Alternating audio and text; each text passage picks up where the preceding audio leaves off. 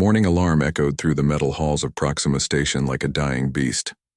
Marcus Chen rolled out of his narrow bunk and rubbed his eyes. Today was assessment day at the Galactic Naval Academy. Every cadet would step into the testing chamber and show what their species could do in combat. Most cadets looked forward to this day. Marcus did not. He walked down the corridor toward the mess hall. Other cadets moved past him in small groups. The Craxi stomped by on their thick legs, their gray skin gleaming under the station lights. Their 4 eyes never looked at Marcus directly. The Zilani floated gracefully, their blue tentacles swaying as they spoke to each other in high-pitched whistles. They pretended Marcus did not exist. At breakfast, Marcus sat alone. The food tasted like metal and disappointment. Around him, cadets from 12 different species talked excitedly about the assessment. They bragged about their families' combat records. They made bets about who would score highest. Nobody talked to the human. Marcus finished his food and headed to the assessment hall. The chamber was huge, with white walls that curved up to a domed ceiling. Screens lined the walls showing numbers and charts that would measure combat ability. In the center stood a platform where each cadet would be tested. Commander Thrax, a massive Craxi with scars covering his gray hide, called the first cadet forward. Zek Prime, a young Craxi, stepped onto the platform. His thick muscles bulged as he flexed. The scanners hummed to life. Numbers flashed across the screens. Physical strength, reaction time, combat instincts, battle fury capacity. The final score appeared in bright green numbers, 847 units. "Excellent work, Cadet Zek Prime," Commander Thrax rumbled. The other Craxi cadets cheered. Zek Prime stepped down, his chest swelled with pride. Next came Lyria, a Zilani female. Her blue skin shimmered as she concentrated. The air around her began to bend and twist. Objects in the room started floating. The screens lit up with readings for psychic power, mental control, and energy manipulation. Final score: 1,203 units. The Zilani section of the room erupted in musical whistles of celebration. Even the usually peaceful hegemony delegates clapped their 6 hands together. Lyria smiled with all 3 of her mouths. One by one, cadets from each species took their turn. The Vorthak warbreed scored over 900 with their natural weapons and pack tactics. The crystalline shards hit 756 with their ability to channel energy through their bodies. Even the peaceful hegemony delegates, who claimed to hate violence, managed 234 units with their natural defensive abilities. Marcus watched the numbers climb higher and higher. Each species had something special. Each species belonged in this academy of future galactic defenders. Each species except his own, Cadet Chen Marcus. "Human, step forward." The room fell silent. Marcus walked slowly to the platform. He could feel dozens of alien eyes watching him. Some looked curious. Most looked amused. A few Craxi cadets were already grinning, showing their sharp teeth. Marcus stepped onto the platform. The scanners activated with their familiar hum. Lights played across his body. The machines worked harder than they had for any other cadet, making strange clicking sounds as they tried to read human biology. The screens flickered. Numbers appeared and disappeared quickly. The scanning sounds grew louder and more frantic. Finally, the displays stabilized. Physical strength: 0 reaction time, 0 combat instincts, 0 battle capabilities, 0 final score. 0 complete silence filled the chamber for exactly 3 seconds. Then the laughter started. It began with a few Craxi chuckles, deep and rumbling like rocks falling down a mountain. The Zilani joined in with their musical giggles. Soon, nearly every non-human cadet in the room was laughing. Some pointed at Marcus. Others slapped their knees, tentacles, or whatever body parts they used for expressing amusement. 0, shouted Zek Prime. The human scored 0. "Maybe the machine is broken," whistled Lyria, though she was clearly joking. "No wonder their planet is so far from civilization," added a Vorthak cadet. "They cannot even fight." Marcus stood perfectly still on the platform. His face showed no emotion. He had expected this. Humans always scored 0 on standard galactic combat assessments. It had been that way since first contact 50 years ago. Nobody knew why. Commander Thrax shook his massive head. His 4 eyes looked disappointed but not surprised. "Step down, Cadet Chen. We will discuss your future placement later." But Marcus did not move. He stayed on the platform looking straight ahead. Something in his expression made a few of the closer cadets stop laughing. "Did you hear me, Cadet?" Commander Thrax asked. "You may step down." "Sir," Marcus said quietly, "I think there might be a problem with the scanner." This brought fresh waves of laughter from the alien cadets. "Oh, there is a problem all right," called out a Shards cadet, his crystal body flashing with colors that indicated amusement. "The problem is you have no combat ability at all." "Weakest species in the galaxy," added another voice. "How did they even get into space without being able to fight? Maybe they hide behind rocks when predators come." Marcus continued to stand motionless. His breathing remained steady. His heart rate, if anyone had been monitoring it, stayed exactly the same as when he had entered the room. "Perhaps," said Commander Thrax, "we should try a different scanner. Sometimes the older models have trouble with unusual biology." Several cadets found this hilarious. The idea that human biology was too strange for advanced galactic technology struck them as the funniest thing they had heard all day. But as Commander Thrax reached for the manual controls, something unexpected happened. The main screen flickered. Just for a moment, different numbers appeared before vanishing instantly. Physical strength, error, reaction time, measurement, overflow combat instincts, cannot calculate battle capabilities, system limitation reached. The Bowie.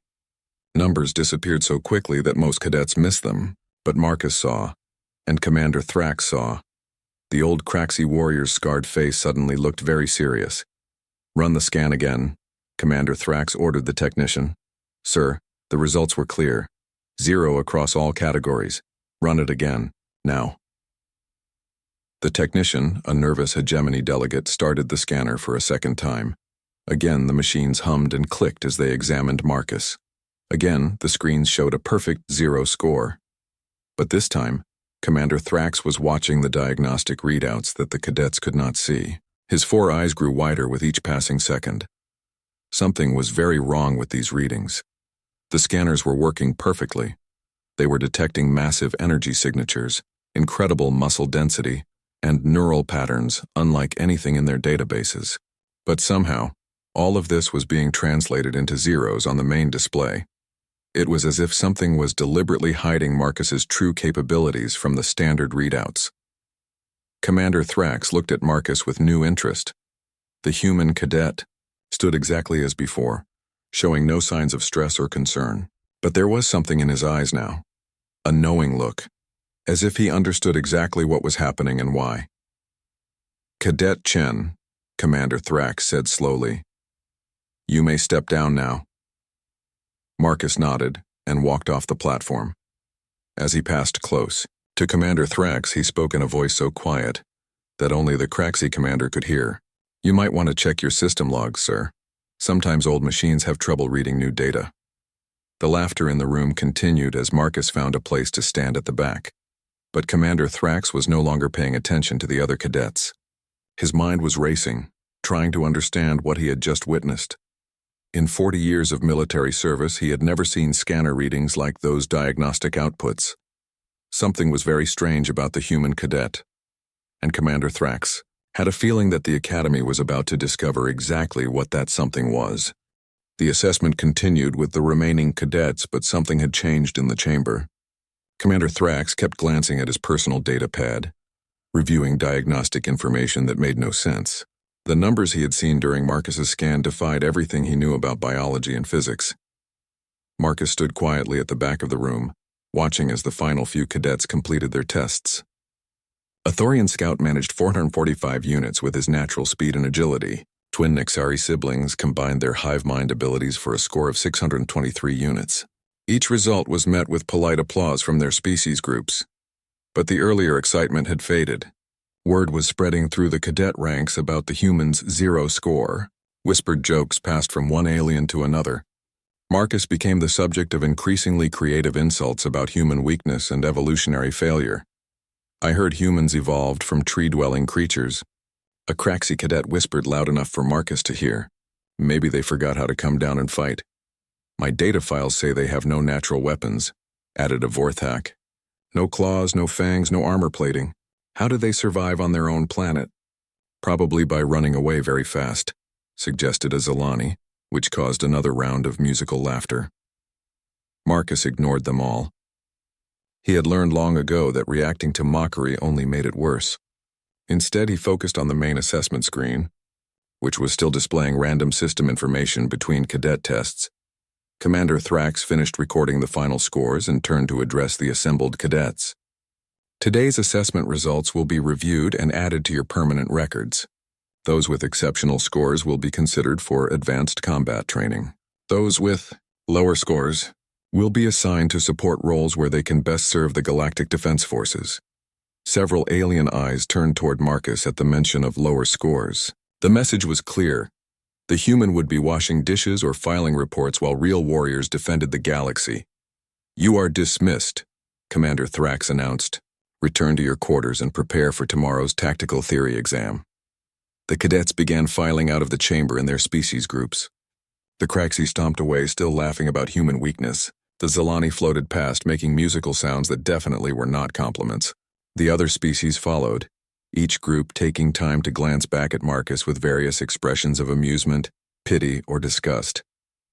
Marcus waited until most of the room had cleared before starting toward the exit. As he reached the doorway, the main assessment computer suddenly emitted a sound unlike anything anyone had heard before. It was not the normal hum of operation or the gentle beep of completing a task. This was a sharp, piercing alarm that seemed to cut through metal and bone. Every cadet still in the corridor froze. "What is that noise?" asked a hegemony delegate, his 6 hands covering his ears. The sound grew louder and more urgent. Red warning lights began flashing throughout the chamber and the adjoining corridors. The main screen, which had been dark since the assessments ended, suddenly blazed to life with scrolling text. "Critical error detected, system diagnostic. Initiated scanner array malfunction suspected." Commander Thrax rushed back into the chamber, his heavy feet pounding against the metal floor. Several cadets followed him, curious about what could cause such a dramatic system failure. "Technician," Commander Thrax barked. "What is the status of our scanner array?" The nervous hegemony delegate was frantically pressing buttons on his control panel. "Sir, all systems show normal operation, but the central computer is indicating a massive calibration error." "What kind of error?" "Unknown, sir. The diagnostic reports are unlike anything in our maintenance database." On the main screen, new messages appeared. "Recalibrating sensor array. Maximum threshold exceeded, safety protocols engaged, scanning parameters inadequate." "That makes no sense," muttered Commander Thrax. "The scanner array is rated for measuring combat capabilities up to 50,000 units. The highest score today was barely over 100. Marcus, who had been quietly standing near the exit, suddenly spoke up. "Commander, sir?" "When did the error messages begin?"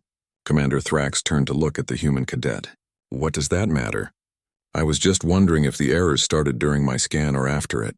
The Craxy commander's 4 eyes narrowed. He had been wondering the same thing, but hearing Marcus ask the question made his suspicions stronger.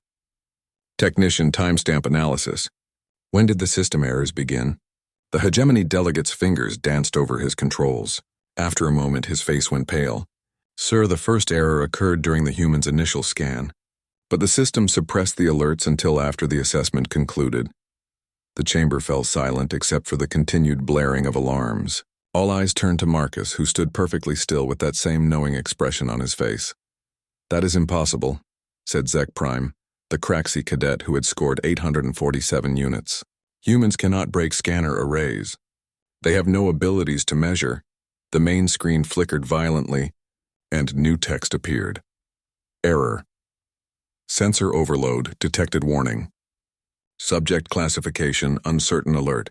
Scanning target exceeds. Measurement capacity. Caution, safety limitations. Breached subject classification uncertain," Commander Thrax read aloud. "The scanner is saying it cannot identify what species Marcus belongs to." More text scrolled across the screen. "Genetic markers detected. Human baseline secondary markers detected unknown origin. Tertiary markers detected. Classification. Restricted combat assessment measurement impossible. Marcus took a small step forward. Several cadets instinctively backed away from him, though they could not explain why. "Commander," he said quietly, "you might want to evacuate the chamber." "Why would we need to evacuate?" Commander Thrax demanded, but his voice carried less certainty than before. "Because," Marcus said, his tone remaining perfectly calm, "I think your scanner is about to attempt a full-spectrum analysis, and your safety protocols might not be adequate for what it finds."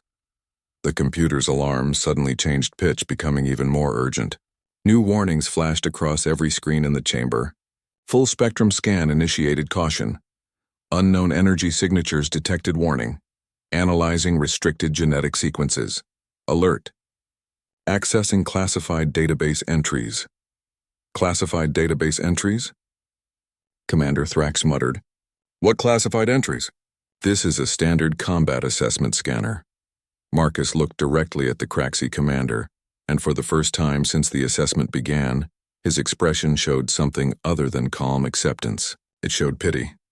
"Sir," Marcus said softly, "this scanner array is connected to the Galactic Defense Network. It has access to every military database in Alliance space, including the ones marked with Earth Protocol restrictions." "Earth Protocol?" Commander Thrax had never heard that term before. "What is Earth Protocol?" Before Marcus could answer, the main screen went completely black. The alarm stopped. The silence that followed was more disturbing than all the noise had been.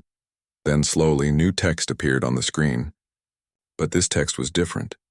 It was displayed in stark white letters against the black background, and it carried a formatting code that Commander Thrax recognized from his military service. This was not regular system output. This was a security protocol activation message. The text read, "Earth Protocol. Black level activated. All personnel maintain safe distance. Analyzing human designation. Chen, Marcus species classification." In progress. The room remained silent as everyone stared at the screen. None of the alien cadets understood what they were seeing, but the formatting and official language made it clear that something very serious was happening. Commander Thrax, however, felt ice forming in his stomach. In 40 years of military service, he had only seen black-level protocols activated 3 times. Each time it meant that someone or something posed an immediate and catastrophic threat to galactic security. He looked at Marcus, the quiet human cadet who had scored 0 on every combat assessment. The same human who was now the subject of the highest-level security analysis in the galactic database. "Cadet Chen," Commander Thrax said carefully, "what exactly is Earth Protocol?" Marcus met his gaze steadily. "Sir, I think you are about to find out." The black screen held its message for exactly 10 seconds.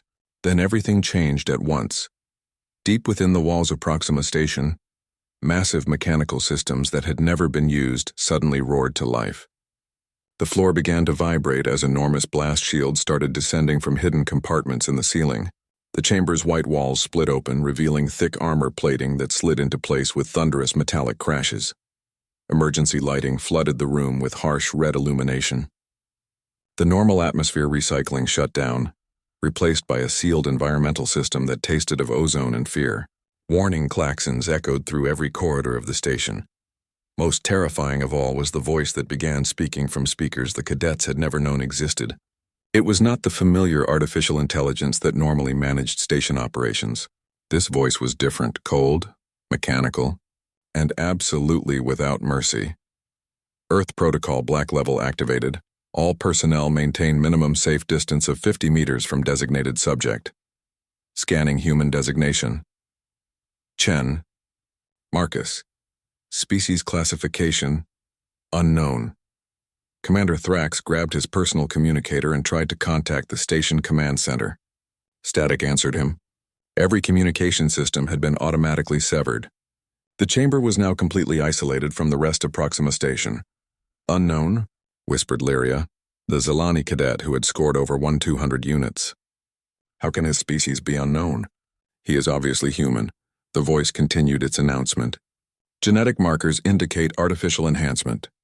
Muscle density, 340% of baseline. Bone structure, reinforced with unknown materials. Neural pathway configuration. Classified above current access level. Zek Prime, the massive Craxi cadet, stared at Marcus with growing alarm. 340% muscle density? That is impossible. Nothing biological can achieve those numbers. Cardiovascular system, modified for extreme performance. Reflexes, exceed measurement parameters. Combat potential assessment. Catastrophic threat level. The alien cadets began backing away from Marcus. Though the descending blast shields left them little room to retreat, some pressed themselves against the armored walls. Others huddled together in small groups seeking comfort from their own species. Marcus remained exactly where he had been standing. He showed no surprise at the announcements, no fear of the massive defensive systems activating around him. If anything, he looked sad, accessing restricted military database clearance level. Galactic Defense Command only retrieving files. Human contact wars, classification beyond. Top secret. New screens descended from the ceiling, surrounding the chamber with dozens of display panels. Each screen flickered to life, showing the same message. Accessing classified archives, authorization required.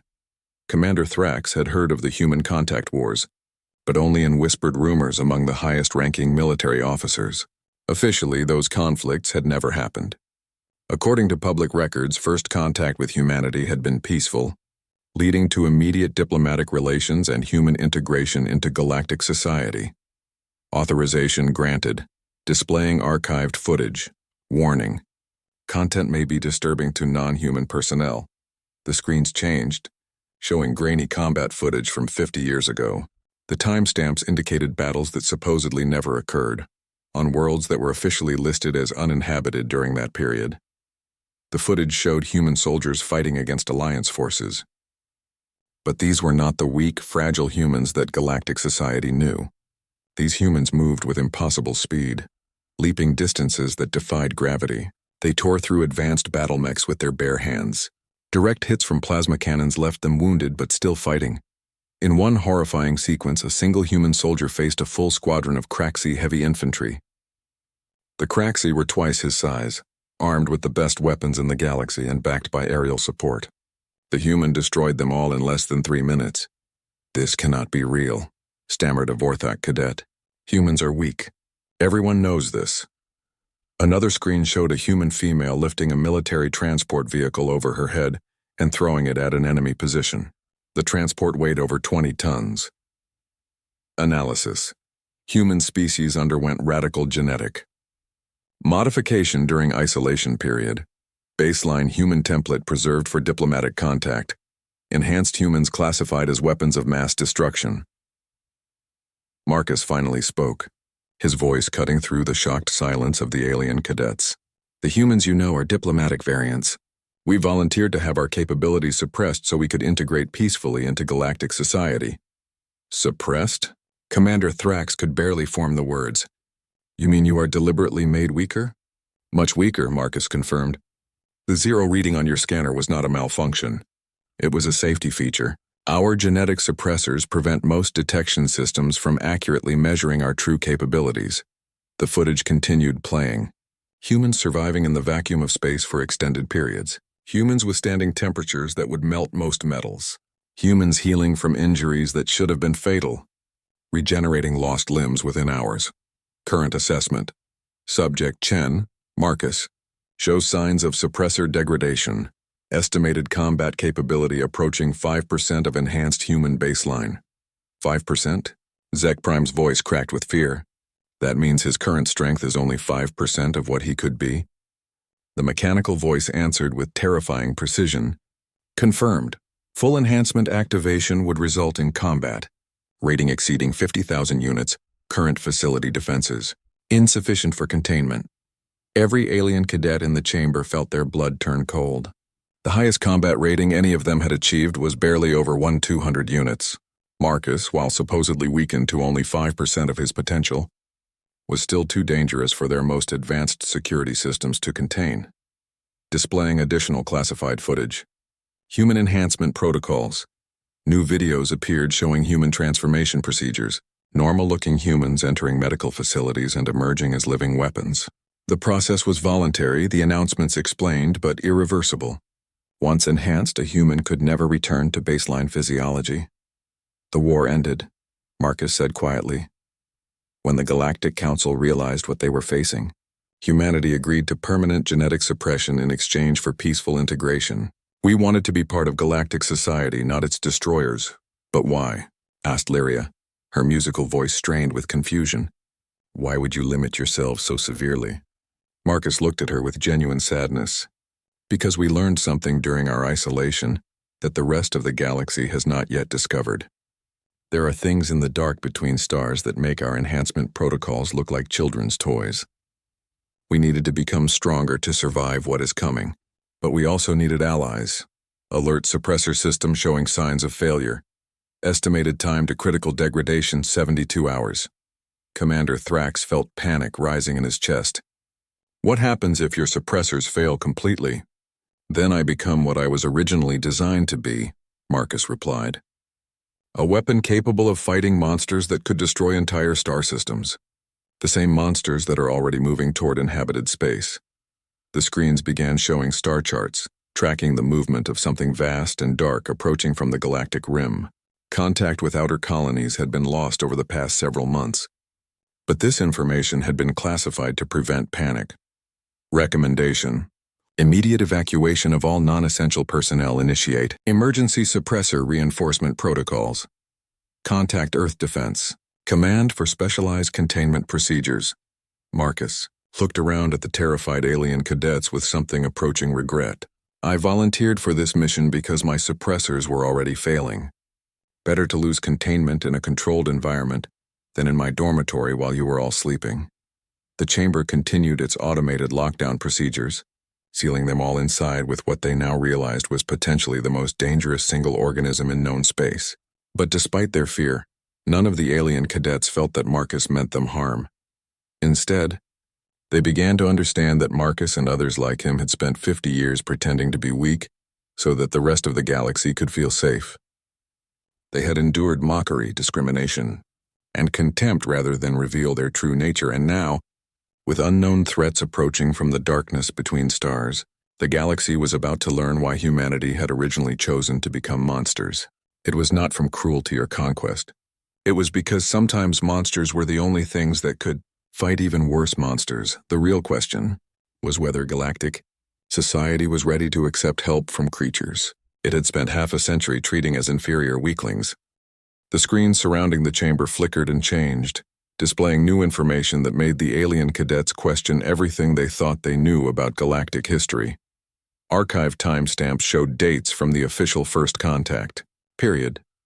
But the events depicted bore no resemblance to the peaceful diplomatic meetings described in their history texts. Accessing historical records, human enhancement program, classification level, absolute, viewer discretion advised. The first video showed a planet that looked like any other human colony world. Green forests, blue oceans, cities that seemed normal from orbit. But as the recording focused on individual humans, the terrible truth became clear. These humans moved differently. When they walked, their feet left cracks in solid stone. When they ran, they became blurs that the recording equipment could barely track. When they jumped, they soared over buildings that were dozens of stories tall. Narration begins. Historical context provided by Galactic Defense Archive. A voice began explaining what they were seeing, but it was not the cold mechanical announcer from before. This was clearly a recording made by someone who had witnessed these events firsthand. The Human Enhancement Program began during their species' isolation period, approximately 150 years before galactic contact. Initial modifications were intended to help humans survive on hostile colony worlds. Early enhancements included increased strength, improved reflexes, and better resistance to radiation and extreme temperatures. The video showed humans working in environments that would kill any other known species. They stood unprotected in the vacuum of space, handled radioactive materials with their bare hands, and survived direct exposure to stellar radiation. However, the discovery of hostile alien artifacts on several colony worlds forced humanity to accelerate their enhancement protocols. The entities they encountered were unlike anything in current galactic databases. New footage appeared, showing creatures that defied description. Things with too many teeth, too many eyes, geometries that hurt to look at directly. The alien cadets watching felt primordial fear rising in their minds as they glimpsed monsters that seemed to exist partially outside normal space. These entities displayed combat capabilities that exceeded any known biological limits. Standard human military forces were completely ineffective against them. Enhanced humans were initially more successful, but casualties remained catastrophic. The recordings showed enhanced humans fighting the creatures. Even with their impossible strength and speed, the humans were clearly outmatched. For every monster they destroyed, dozens of enhanced soldiers fell. This led to the development of what human scientists termed the Guardian Protocol. Volunteers underwent extreme genetic modification that pushed human biology far beyond its original limits. The process had a 90% fatality rate, but those who survived became living weapons of unprecedented power. Marcus spoke quietly from his position in the center of the chamber. My grandfather was one of the first Guardian volunteers. He died during the enhancement process. My father was second generation, born from Guardian genetic templates but with built-in safety limitations. The screens showed the results of the Guardian protocol. Humans who could tear through solid steel like paper. Humans who regenerated from injuries that would vaporize normal organisms. Humans who could survive impacts that would shatter mountains. These Guardian-class humans proved capable of fighting the unknown entities on equal terms. However, their creation raised serious concerns about the future of human civilization. Guardian-class individuals required constant mental conditioning to prevent psychological breakdown from their enhanced capabilities.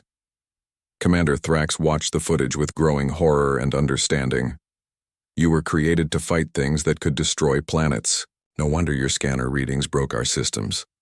The war against the unknown entities lasted 30 years. The recorded narration continued.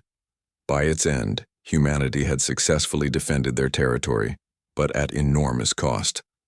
Over 2 billion humans died, including 95% of all Guardian-class individuals. The video showed the aftermath of battles against the unknown entities. Entire star systems rendered uninhabitable. Planets cracked open like eggs. Space itself seemed damaged in some locations, with areas of distorted physics that defied scientific explanation. Faced with the isolation and trauma of this prolonged conflict, humanity made the decision to seek contact with other intelligent species. However, they recognized that their enhanced capabilities would likely be seen as threatening rather than protective. New footage showed the early human diplomatic missions. The humans in these videos looked exactly like Marcus and other modern humans, weak, fragile, seemingly helpless compared to the other galactic species. The diplomatic protocol required volunteer humans to undergo genetic suppression procedures. These procedures reduced their physical capabilities to approximately 1% of enhanced baseline, making them appear to be one of the weakest species in the galaxy. Lyria, the Zilani cadet, spoke with disbelief in her musical voice. You deliberately made yourselves appear weak so we would not fear you? It was the only way, Marcus replied. The galaxy was not ready to learn that there were threats in the dark that required Guardian-level response. We hoped there would be time to gradually reveal the truth and build trust before those threats returned. Displaying current threat assessment. Unknown entities detected at Galactic Rim. The screens changed to show recent deep space monitoring data. Dozens of outer rim colonies had gone silent over the past year. Long-range sensors detected massive objects moving through space at impossible speeds. Most disturbing were the reports from automated monitoring stations that had detected familiar energy signatures. The entities we fought are returning, Marcus said simply. Our deep space monitors estimate first contact with inhabited systems within 18 months. The Galactic Defense Force, as currently constituted, will last approximately 6 hours against a full entity incursion. The alien cadets felt the weight of this revelation crushing down on them. Everything they had been taught about galactic security, about human weakness, about the peaceful nature of interstellar civilization, was built on lies designed to let them sleep safely at night. Displaying classified communication, Earth Defense Command to Galactic Council. A new video appeared showing a communication that had been sent just days earlier. A human woman in military uniform faced the camera with the same calm expression that Marcus always wore. Council members, the time for secrecy has ended. Our suppression protocols are failing across the human population as our genetic modifications respond to proximity of entity activity. We estimate that over 10,000 humans will undergo spontaneous enhancement reversion within the next 6 months. Commander Thrax tried to imagine 10,000 Marcus-level beings suddenly appearing throughout galactic space. The idea was terrifying. We are requesting immediate authorization to begin voluntary enhancement procedures for Alliance military personnel. Human enhancement templates can be adapted for most galactic species, though survival rates will be lower than for human subjects. They want to make more of us, whispered Zek Prime, the Craxi cadet. They want to turn other species into living weapons like themselves. Communication continues. Galactic Council response. The screen showed the official response from the Galactic Council. It was brief and devastating in its implications. Request denied. Human military assets will remain under suppression protocols. Alternative defense strategies will be implemented using conventional alliance forces. Marcus shook his head sadly. The Council thinks they can fight entities with normal weapons and tactics. They have no understanding of what is coming. But you do, Commander Thrax said. It was not a question. My family has been fighting these things for 4 generations, Marcus replied. I have studied every battle report, every tactical analysis, every failed strategy. There is only one way to stop an entity incursion. You meet them with something that can match their power. The screens began showing tactical projections of entity combat capabilities. The numbers were beyond comprehension. Single entities capable of destroying entire fleets. Swarms that could consume the populations of whole planets. Entities that existed partially outside normal physics and could not be targeted by conventional weapons. Final archive entry. Personal message from Guardian Command. The last video showed an older human man, his hair gray but his eyes holding the same intensity that Marcus displayed. He spoke directly to the camera with obvious urgency. To whoever eventually views this record, know that humanity never wanted to become what we are.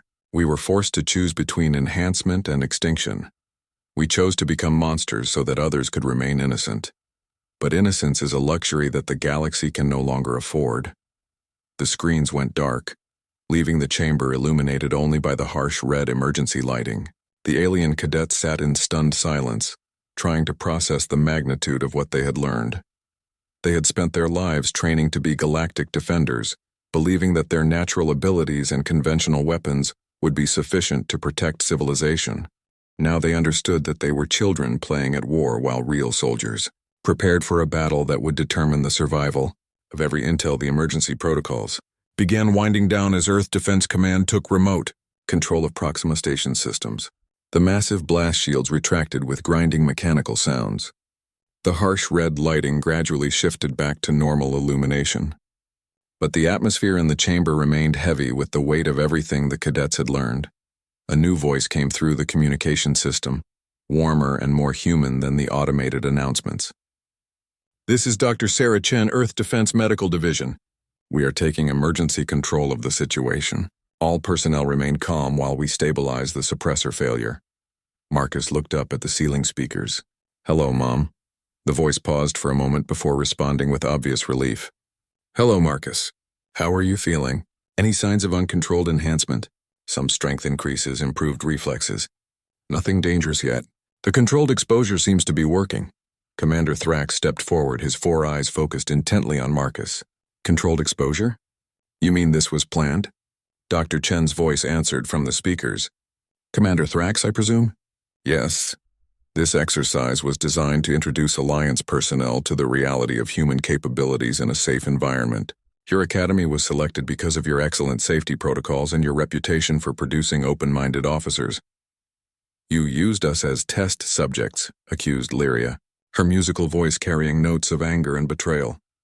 We gave you the truth, Dr. Chen replied firmly. something the Galactic Council has refused to provide for 50 years. You deserve to know what you are really training to defend against. Medical teams in full hazmat gear began entering the chamber, though they moved with respectful caution around Marcus rather than fear. They carried equipment designed to monitor and stabilize human enhancement suppressors. Dr. Chen continued speaking as the medical teams worked. Marcus volunteered for this mission because his suppressor degradation was accelerating beyond our ability to control. Rather than risk an uncontrolled enhancement event, we decided to use the opportunity for educational purposes. One of the medical technicians, a human woman with the same calm demeanor as Marcus, began scanning him with devices the alien cadets had never seen before. Suppressor integrity holding at 43%, she reported. No signs of cascade failure. We can stabilize him here and begin reinforcement procedures. Negative, Marcus said firmly. No reinforcement. I want to be available for combat deployment when the entities arrive. The medical technician looked shocked. Marcus, you know what full enhancement means. The psychological stress, the isolation, the physical changes that can never be reversed. I know, Marcus replied. I also know what happens to entire civilizations when entity incursions are not properly opposed. I have studied the archive footage from the dead systems at Galactic Rim. I would rather be a functional weapon than watch billions die, because I was too afraid to embrace what I was designed to become. Commander Thrax approached the medical team carefully. Dr. Chen, what exactly does full enhancement involve? What would Marcus become? Dr. Chen's voice carried sadness and pride in equal measure. Guardian-class enhancement pushes human biology to absolute limits. Strength levels capable of tearing apart starship hulls. Speed that approaches relativistic velocities in short bursts. Regenerative capabilities that can rebuild entire organs within hours. Reflexes that operate on quantum-level timing. But the cost, the medical technician added, is enormous. Guardian-class individuals rarely maintain normal human psychology. The sensory input alone is overwhelming. Most require constant meditation techniques just to remain sane. They cannot safely interact with unenhanced humans without extreme precautions. Zek Prime, the massive Craxi cadet who had been so proud of his 847 combat rating, spoke quietly. You would sacrifice your humanity to protect ours. Marcus nodded. That is what my family was created for. That is why we exist. The medical teams finished their initial assessment and began setting up more permanent monitoring equipment. Dr. Chen's voice provided explanation as they worked. Guardian-class humans were always intended to be temporary. The original plan was for them to defeat the entity threat and then undergo reversal procedures to return to baseline humanity. But we discovered that the entities adapt to our tactics. Each generation requires stronger, faster, more capable guardians. Which is why, Marcus added, we have been trying to develop enhancement protocols for other species. Humans alone cannot hold the line forever. We need allies who can match entity capabilities. Lyria floated closer to Marcus, her fear replaced by curiosity. Could my species undergo these enhancements? Could we become like you? Dr. Chen answered carefully. Zilani physiology shows promise for enhancement adaptation. Your natural psychic abilities could be amplified to levels that would make you capable of direct mental combat with entities. However, the survival rate for Zilani enhancement candidates would likely be around 30%. 30% chance of survival, Lyria repeated. 70% chance of death. But if we succeed, we could actually fight these entities. You could fight them and win, Marcus confirmed. But you would no longer be the person you are now. Enhancement changes everything about how you think, how you feel, how you relate to the world around you. The alien cadet spent several minutes in thoughtful silence, each considering the terrible choice that humanity had faced and that might soon be offered to their own species. Become monsters capable of protecting civilization, or remain themselves and hope that someone else would make the necessary sacrifice. Commander Thrax was the first to speak. Marcus, when your suppressors fail completely, will you still be you? Marcus considered the question seriously. I will remember being me. I will retain my core personality and values, but I will also become something that can casually lift a starship or move fast enough to run across the surface of a star. Those capabilities change how you see the universe. They change what seems important. But you will still want to protect us? Asked a Thorian cadet who had been silent throughout the entire revelation. Protecting innocent life is hardwired into Guardian psychology, Marcus replied. It is the one thing that remains constant through all levels of enhancement. We may become incomprehensible to normal beings, but we never lose the drive to defend those who cannot defend themselves. Dr. Chen's voice returned with new information. Commander Thrax, we are receiving authorization to offer enhancement procedures to volunteer Academy personnel. The Galactic Council has finally acknowledged that conventional forces will be inadequate against the approaching threat. Volunteers only, Marcus emphasized. No one should be forced into enhancement. It is a one-way path that changes everything about your existence. Commander Thrax looked around at his cadets, seeing them with completely new understanding. These young beings had entered the chamber believing they were training to be galactic defenders with their natural abilities. Now they were being asked to consider voluntarily becoming living weapons capable of fighting cosmic horrors. How long do we have to decide? Commander Thrax asked. Entity Vanguard forces are expected to reach outer colonies within 14 months, Dr. Chen replied. Enhancement procedures require 6 months for basic adaptation, followed by extensive combat training. We need volunteers within the next 60 days to have any hope of fielding an adequate defense force. Marcus looked at each of the alien cadets in turn. I want you all to understand something. For 50 years, humans have carried the burden of being ready for this war. We have lived with suppressed capabilities, endured mockery and discrimination, and prepared for a battle we hoped would never come. Now that burden will be shared. And if we choose not to volunteer? Asked Zek Prime. Then you remain as you are, Marcus replied. Safe, normal, unchanged. And when the entities come, enhanced humans and whatever allies we can find will fight to protect you, but our numbers are limited. Every person who chooses not to enhance makes the defense more difficult. The chamber fell silent as each cadet contemplated the most important decision of their lives. They could remain themselves and trust that others would protect them, or they could volunteer to become something capable of protecting everyone else. Dr. Chen's voice provided one final piece of information. For those who are interested, we will be conducting enhancement orientation sessions over the next week. You will have the opportunity to speak with Guardian-class humans, review detailed medical information, and understand exactly what the procedures involve before making your decision. As the medical teams finished their work and began preparing to transfer Marcus to a specialized facility, he turned to address his fellow cadets one last time. Whatever you decide, know that humanity is honored to have served alongside you. We never wanted to be the galaxy's hidden guardians. We wanted to be your friends, your equals, your partners in exploring the universe. But sometimes friendship means being willing to become something terrible so that the people you care about can remain good. The blast shields finally retracted completely, and the chamber returned to its normal appearance. But nothing would ever be the same.